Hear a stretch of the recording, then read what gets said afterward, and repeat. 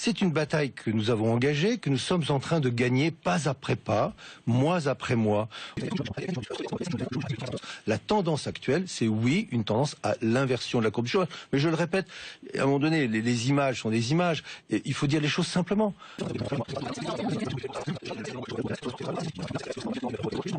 Nous sommes dans cette direction, nous allons dans cette direction. Nous le faisons pas à pas, mois après mois, parce que l'économie française va mieux, donc elle recrée plus d'emplois. Ça se fait mois après mois, c'est une bataille mois après mois. Je le répète, il y aura des mois où ça repartira un peu à la hausse et d'autres mois qui continueront à baisser. Mais ce dont je suis sûr, ça, c'est pas une histoire de conviction, c'est parce que c'est dans les chiffres, c'est dans les faits, la situation de l'emploi s'améliore, le nombre des chômeurs a diminué, le nombre des chômeurs continuera à diminuer au cours des mois qui viennent.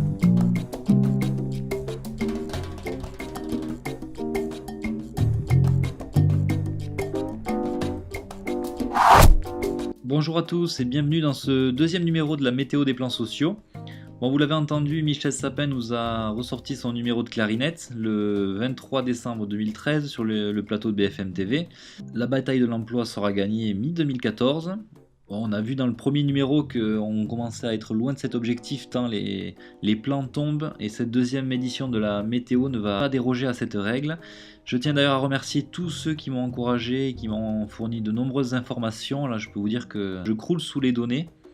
Alors pour éviter de tomber dans le pessimisme ambiant, je vais préciser 2-3 petites choses. Cette vidéo est destinée à être une revue de presse. On va essayer de condenser toutes les différentes informations que vous m'envoyez pour avoir un suivi justement de l'activité économique du pays. En parallèle, on va essayer de mettre en place sur le site une carte interactive afin de tenir à jour l'actualité un peu de tous ces plans sociaux. Pour revenir à nos affaires, pour Michel Sapin, je ne vais pas tirer sur l'ambulance, hein.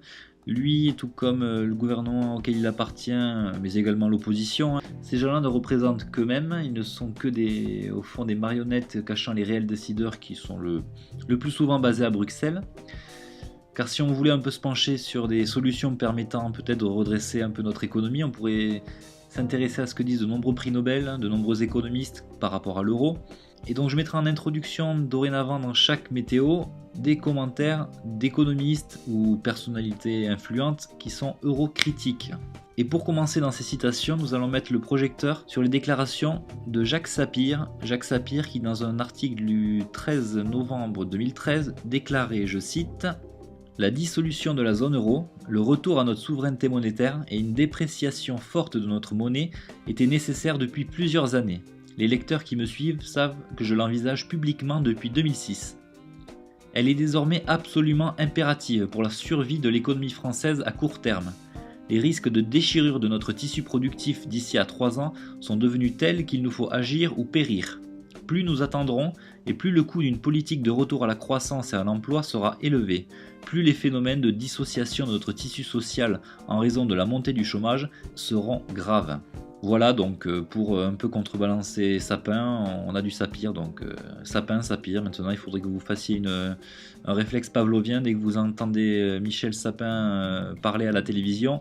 Immédiatement allez vous lire un petit peu de Sapir pour un peu de salubrité intellectuelle. Et c'est parti, commençons donc avec cette deuxième édition de la météo des plans sociaux. Et du côté du sud de la France, on peut constater une forte dépression qui s'étend d'une bande partant du Pays Basque jusqu'aux alentours de Aix-en-Provence. À Urugne, 40 postes semblent menacés à Signature Industrie.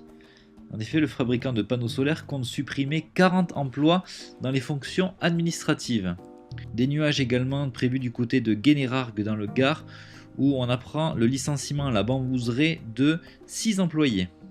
Une dépression qui touche les environs à Marcoule, où on apprend qu'un droit d'alerte à Areva a été mis en œuvre pour s'opposer à un plan qui menacerait 170 à 300 emplois à l'horizon 2016. Mais c'est bien autour de la région d'Aix-en-Provence que les plus fortes pluies sont attendues. Le 19 décembre 2013, la liquidation judiciaire a été demandée pour la société El Fonderie. L'usine provençale qui fabrique des semi-conducteurs devait être officiellement liquidée le 26 décembre 2013 par le tribunal de commerce de Paris. Plus de 600 salariés sont concernés. Et à côté, toujours dans la région de Aix-en-Provence, Solaire Direct jette l'éponge sur le marché français. La PME spécialisée dans le solaire photovoltaïque a lancé un plan de sauvegarde de l'emploi portant sur 60 postes. Ces licenciements concernent les activités de développement et de construction de fermes solaires, essentiellement basées à Aix-en-Provence. À l'est de la France, des gelées matinales sont attendues. On apprend que le magasin Leader à Dole met la clé sous la porte. 16 licenciements sont annoncés. Du côté de Lyon, la maison du fleuve Rhône est en redressement judiciaire. Après avoir licencié 4 de ses 13 salariés, la société a toujours du mal à réunir les 25 000 € qui lui manquent et on peut s'attendre à ce que toute la société ferme, soit 13 salariés. De grosses perturbations sont également attendues en Alsace. Le pluviomètre indique au moins une suppression de 200 postes. D'abord au casino de Niederbronn-les-Bains, 15 postes seraient supprimés. Également, 200 salariés de l'usine Timken de Colmar ont cessé le travail. En effet, un plan de sauvegarde de l'emploi concernant cette entreprise prévoit 98 suppressions de postes et une réorganisation de la production. On apprend que 15 magasins de proximité Coop ne seront pas repris par Carrefour. 72 suppressions d'emplois seraient donc annoncées. Enfin, c'est à Wissembourg dans le Bas-Rhin où on apprend que 200 suppressions d'emplois sont programmées sur le site du fabricant de caravanes et de camping-cars Börsner. Au nord de la France, les nuages s'accumulent. On apprend que la société Socel à Freilingen a été placée en liquidation judiciaire. 17 salariés seraient concernés par ce plan. Également, triste nouvelle pour les salariés de Discopar à Béthune qui ont appris leur licenciement par SMS. 12 salariés seraient concernés par les licenciements. En région parisienne maintenant, de la grisaille, toujours de la grisaille et encore de la grisaille. 183 suppressions de postes sont annoncées chez le groupe pharmaceutique américain Pfizer au premier semestre 2014. Du côté de Vers-Saint-Denis, la situation devient très compliquée pour les salariés de Kuhn-Nagel qui doit fermer ses portes en janvier après le départ de Blédina. 58 emplois sont menacés.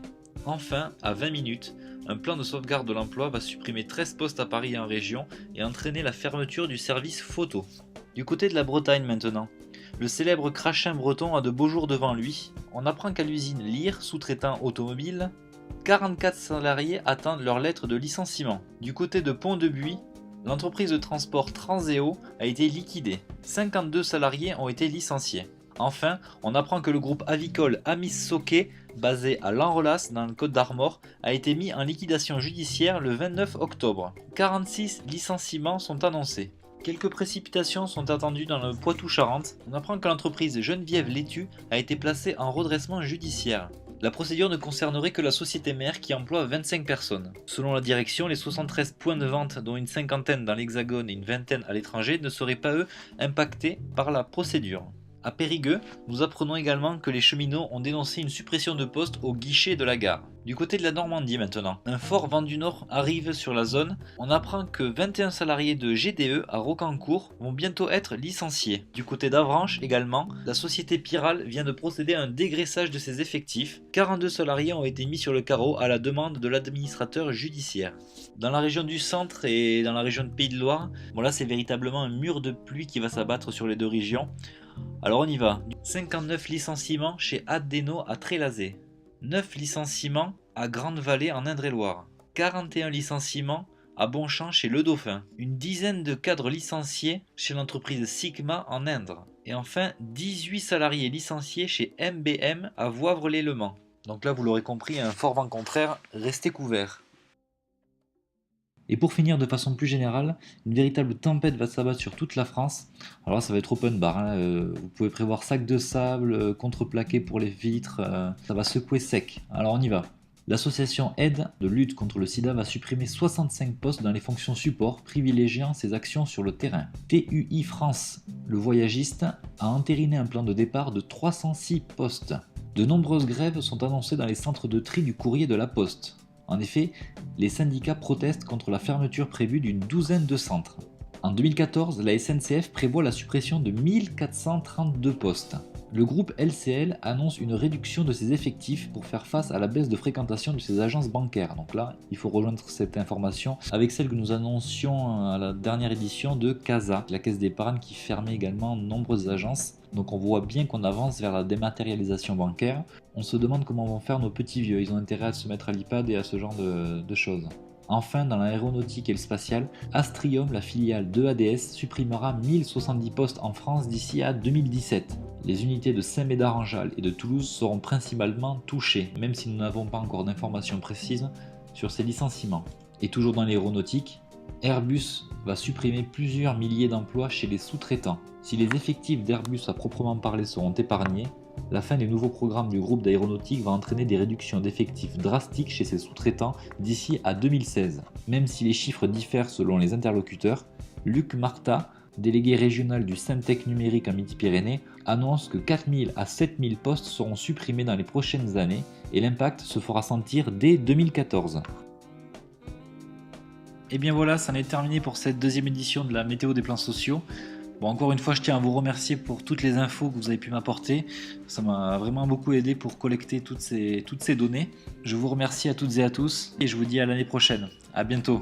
À l'avenir et pour essayer d'être le plus complet possible, je vais vous solliciter, chers internautes. N'hésitez pas à m'envoyer des coupures de presse que vous constatez dans la presse locale.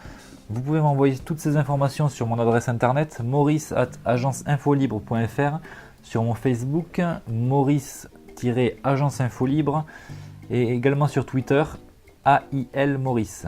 Merci à tous et à très bientôt.